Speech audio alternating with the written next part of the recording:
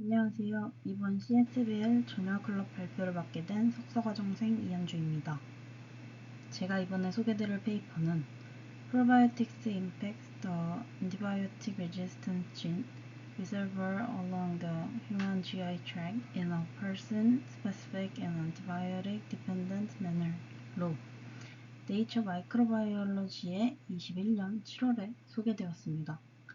프로바이오틱스의 안전성 및 위험성에 대한 연구를 진행 중에 있어 안티바이오틱 레지스턴스와 관련된 부분을 찾아보게 되었고, 실제 휴먼 실험을 통해 프로바이오틱스의 이펙트를 확인하고자 한 다이렉트 실험인 것이 흥미로워서 멤버분들께도 소개하고자 하였습니다.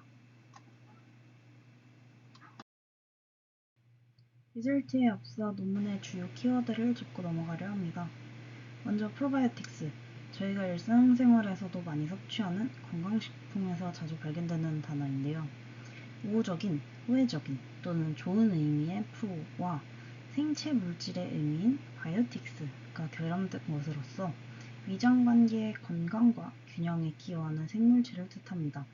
어떻게 보면 이로운 생물체로도 단순히 설명할 수 있는데 WHO에서는 적당량 섭취 시 호스트에게 건강상 유익한 효과를 주는 살아있는 미생물이라고 정의하고 있습니다.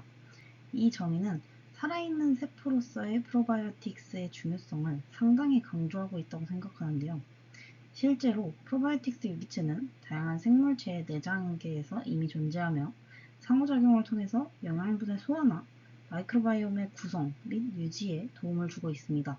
하지만 건강하지 못한 사람이 습관적으로 섭취한 프로바이오틱스가 폐혈증을 일으키는 등 프로바이오틱스의 안전성에 논란이 되는 연구들이 등장했고, 이에 따라 프로바이오틱스가 보유하고 있는 잠재적인 위험성 유전자에 대한 관심이 증가했습니다. 다음으로는 안티마이크로바이얼 레지스턴스, AMR로 부르는 항생제 저항성입니다. AMR은 연간 70만 명의 사망자를 차지하는 중요한 질병으로 2050년까지 전 세계적으로 최대 1000만 명의 사망자가 나올 것으로 예측되는 심각한 질병입니다. 특히 겉 마이크로바이옴에게 항생제 저항성 유전자는 병원군에게 호리존털 트랜스퍼되어 최종적으로 항생제 내성 박테리아를 만들어낼 수 있는 잠재성을 가질 수 있습니다. 이러한 ARG는 상업적으로 이용하고 있는 프로바이오틱스 제품의 유전체에서도 확인이 되었고, 이들 중 적어도 일부는 또 다른 상업적 프로바이오틱스나 병원체에게 전이될 가능성을 보유하고 있습니다.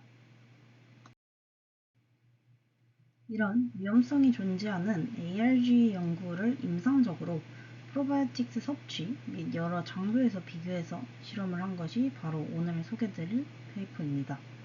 크게 6갈래의 결과로 소개해드리려 합니다. 먼저 스툴 샘플에서의 레지스톰에 대해 가볍게 다루고, ARG 발현에 영향을 주는 프로바이오틱스의 효과와 안티바이오틱스의 효과에 대해 확인한 다음, 안티바이오틱스 처리 전후로 프로바이오틱스가 ARG에 어떤 영향을 주는지 파악합니다.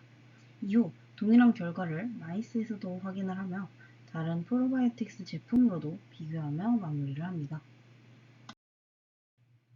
이들은 최근 마이크로바이옴 연구에서 일반 대변과 내시경 검사를 거친 GI와 차이가 있다는 것을 확인하여 이 차이가 ARG에서도 존재하는지 확인하였습니다. 15명으로 항생제 내성 유전자 분석 파이프라인인 ARGS-OMP와 종합 항생제 내성 데이터베이스 및 ARG 정량화로 이용하는 카르드와 숄트브레드를 이용하였습니다. 관찰된 ARG의 다양성이 대변 샘플에서 특히 낮았으며 특정 ARG들은 과소 발현된 것으로도 확인이 되었습니다. 종합적으로 다른 샘플에 비해 유독 스툴 샘플이 낮은 아래의 피겨를 확인할 수 있으며, 이는 프로바이오틱스가 GI 트랙 레지스톰에 미치는 영향을 평가하기엔 내시경 샘플이 필요하다라는 것을 확인하였습니다. 본격적으로 프로바이오틱스가 GI 트랙 레지스톰에 미치는 영향을 확인하기 위해 11종의 프로바이오틱스 균주가 포함된 시판 경구 프로바이오틱스 보충제를 사용하여 전후로 10명의 건강한 사람들의 샘플을 분석하였습니다. 피겨 B랑 C를 통해 확인할 수 있습니다만 프로바이오틱스가 내장 레지스톰에 미치는 영향은 관찰된 ARG의 수가 일시적으로 증가하는 것 뿐만 아니라 ARG 기반 베타 다양성이 확인된 것처럼 섭취 첫날로만 제한되어 있었습니다. ARG의 타입으로도 레지스톰의 다양성에 대한 영역 또한 프로바이오틱스를 통해 상당히 증가시킨 것을 D와 E를 통해 확인할 수 있었습니다. 이러한 디스티뮬러리티의 증가는 레지스톰의 형성과 다양성의 감소와 관련이 있는데 이는 개개인이 콜로나이제이션을 가능하게 하는 여부에 따라 달랐습니다. 이는 프로바이오틱스가 항생제에 처음 노출되는 개개인에게서 ARG를 감소시킬 수 있다는 것을 보여주나 이 부분은 스툴 샘플에서는 확인이 불가능했습니다. GI 트랙 레지스톰에 대한 안티바이오틱스의 효과는 이전에 스툴 샘플로는 보고된 적이 있지만 직접 샘플링을 통해 보고되지는 않았습니다. 따라서 이들은 7일 동안 항생제를 투여받은 21명의 건강한 성인의 레지스톰에 대해서 분석을 하였습니다. 항생제는 기존의 베이스라인에 비해 레지스톰의 디스티뮬러리티를 크게 증가시켰지만 샘플의 개별적인 차이에 따라 관찰된 ARG의 수를 변화시키는 정도의 결정적인 영향을 일으키지 못했습니다. 앞서 언급한 21명의 GI 트랙의 샘플은 24명의 항생제 내성이 없는 개인의 샘플과는 크게 달랐는데 항생제는 ARG의 전체적인 수와 다양성을 모두 크게 증가시켰습니다. ARG의 EMP로 얻은 결과는 카드와 쇼트브레드로도 유사하게 확인이 되었으며 최종적으로 항생제에 의한 GI 트랙 레지스톰의 확장을 확인시켰습니다.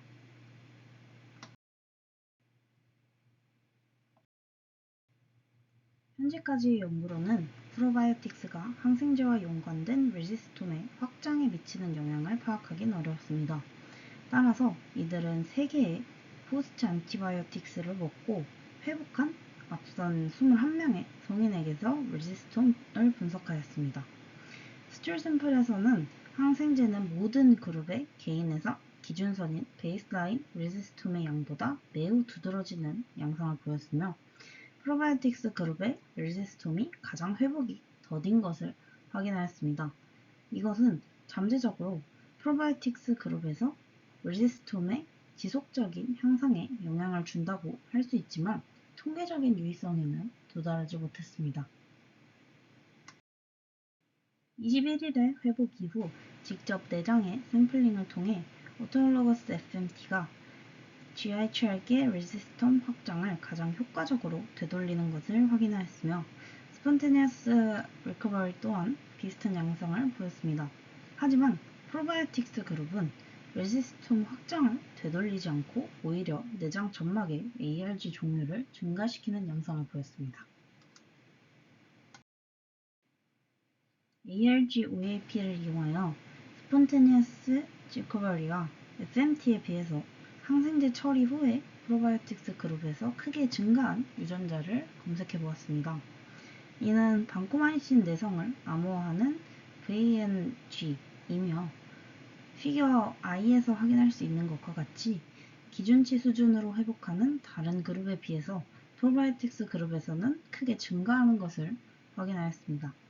해당 샘플 내에서 반코마이신 저항 유전자를 검출할 수는 없었기에 다음으로 VANG의 근원이 내생성 마이크로바이옴인지를 확인을 하였고 이들 중 4종은 VANG의 농도와 유의한 상관관계를 가지고 있었습니다.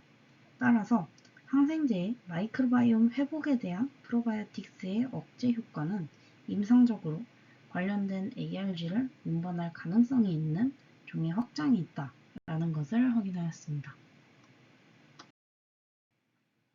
이런 발견은 프로바이오틱스 관련 포스트 프로바이오틱스의 레지스톰 확장이 동일하게 일어날 수도 있다는 가능성을 제안하였습니다. 이를 일반화하고자 동물 모델로의 동일한 실험 과정을 거쳤는데요. 인간과 유사하게 항생제 처리한 쥐에 대한 프로바이오틱스의 섭취가 다른 스폰테니어스 리커버리나 FMT에 비해서 마이크로바이옴 회복을 지연시킨다고 동일하게 확인하였습니다.